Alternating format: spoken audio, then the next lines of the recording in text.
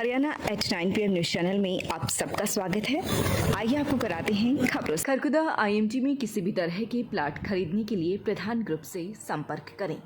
Contact number 9355550009, 9643971000, 7650027000। पिछले 10 दिनों से खरखोदा SDM ऑफिस में लाइसेंस व व्हीकल रजिस्ट्रेशन का कार्य प्रभावित हो रहा है, क्योंकि जिस पोर्टल व वेबसाइट पर यह कार्य होता है वह पिछले कुछ समय से डिस्टर्ब चल रही है, जिसके कारण ऑनलाइन लाइसेंस बनाने का कार्य व व्हीकल रजिस्ट्रेशन का कार्य प्रभावित हो रहा है। दर्जनों फाइल कार्यालय में पेंडिंग हो रही है।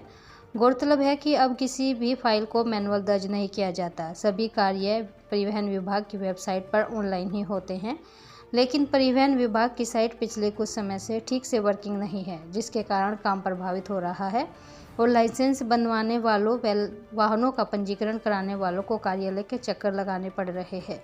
यह जानकारी लाइसेंस व RC क्लर्क ने दी और बताया कि जैसे ही साइट ठीक हो जाएगी सभी पेंडिंग फाइलों को भी निपटा दिया जाएगा। खरखोदा बार एसोसिएशन के चुनाव 15 दिसंबर को होने हैं। इसके लिए नामांकन प्रक्रिया पूरी हो चुकी है। आज छटनी का दिन है, कोई भी फार्म छटा नहीं है, सभी चुनाव लड़ेंगे और कल फार्म नामांकन की अंतिम तिथि है। कोई भी उम्मीदवार अगर चाहे तो अपना फार्म वापस ले सकता है।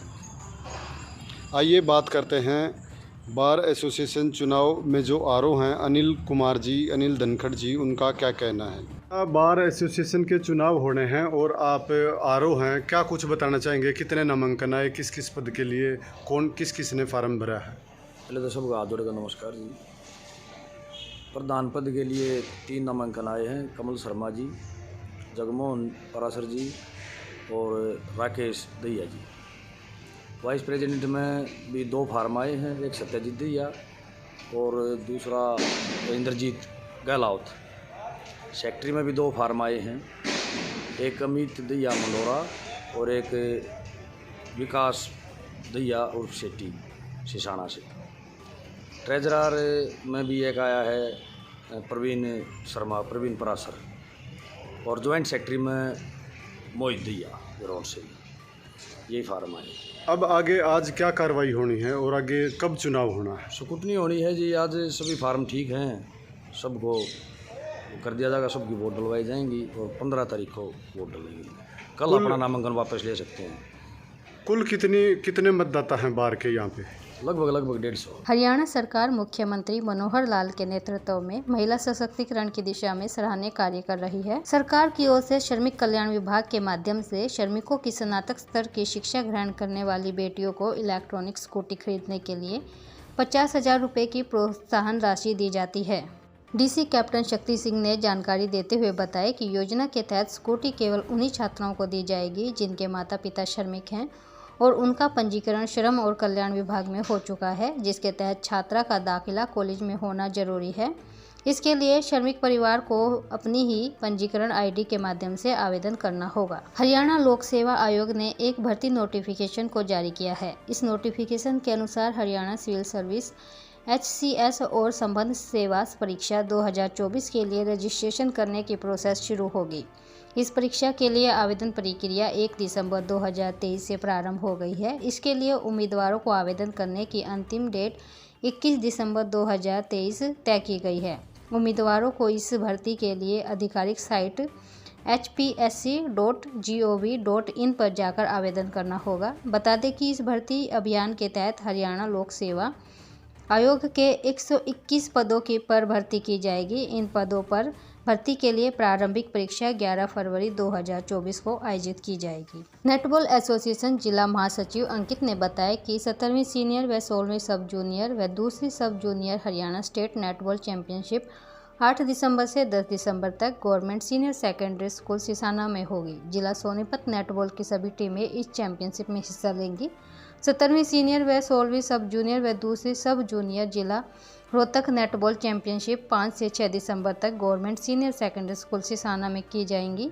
चैंपियनशिप के दौरान जिला नेटबॉल लड़के व लड़कियों की सभी टीमों का चुनाव किया जाएगा। साथियों, ये जहां हम रहते हैं किसी जमाने में जंगल झाड़ ना काबिले का जमीन थी, हमारे पूर्वजों ने अथक मेहनत करके इसको काबिल कास्ट में तरमीम किया और राजा टोडरमल ने किसान को सबसे पहले इस जमीन का मालिकाना अधिकार दिया। जो राइट्स ऑफ ऑनर है वो टोडरमल ने जो है किसानों को दिया। उसके बाद 3 बंदोबस्त हुए, उन तीनों बंदोबस्त में किसान इस जमीन का मालिक रहा। उसके बाद 1948 से और 1955-56 तक चकबंदी हुई, कंसोलिडेशन। उस कंसोलिडेशन में भी किसान इसका बराबर मालिक रहा। ये बात मैं इसलिए बताता हूं कि शायद कोई साथी या सरकार या एरा में तू खड़ा इस बात को कह दे किसान इसका मालिक नहीं है। इतिहास बताता है कि हम लंबे समय से इस जमीन के मालिक रहे। और मैं एक अगली बात पाता हूं, नेचर ऑफ लैंड, यानी जमीन का जो स्वरूप है उसके बारे में। एक जमीन वो है जिसके हम दर पीढ़ी दर मालिक होते आए, जिसको कहते हैं दादालाई जमीन, यानी दादालाई जमीन वो है। दूसरी जमीन है रजिस्टर्ड ऑनर, जिसको हम कहें, जो हमने बदलिए रजिस्ट्री खरीदी, उसके भी हम मालिक हैं। तीसरी जमीन है जो कंसोलिडेशन एक्ट 1948 की डेफिनेशन में आती है। वो जमीन कौन सी है? वो जमीन जो हमने सामूहिक कार्य के लिए, कॉमन पर्पज के लिए, सामूहिक यूज के लिए छोड़ी गई जमीनें हैं, वो जमीनें हैं। और सवाल उठता है कि वो जमीन जो हमने छोड़ी है उसमें कई जगह डिस्प्यूट सरकार पैदा करती है कि आप इसके मालिक नहीं हो। मैं इस मंच के माध्यम से भारत की तमाम सरकारों की इस बात को की घोर निंदा करता हूं और वो सच्चाई से विपरीत ये बातें कह रही हैं। वो क्यों?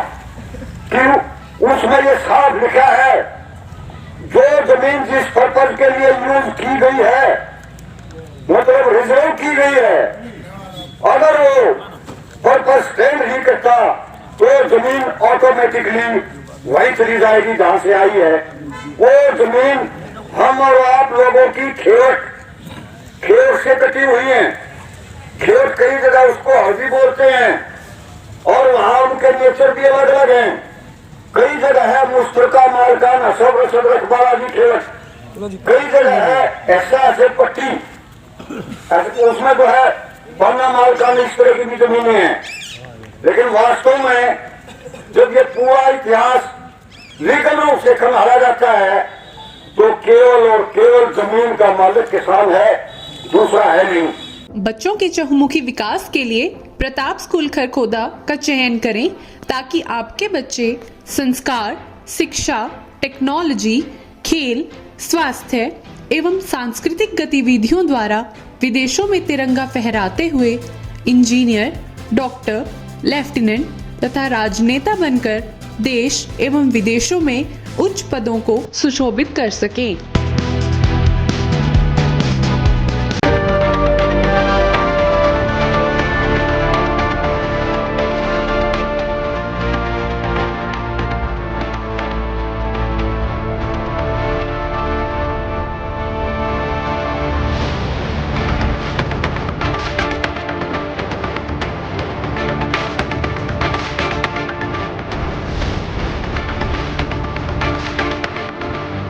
उम्र के हिसाब से जो सफ़ेद मोतिया होता है उसका इलाज होता है, हम आँखों में ऑपरेशन करते हैं, लेज़र मशीन से ऑपरेशन होता है, आँखों के अंदर से हम सफ़ेद मोतिया निकाल देते हैं और उसके बाद आँखों के अंदर हम एक लेंस बिठा देते हैं।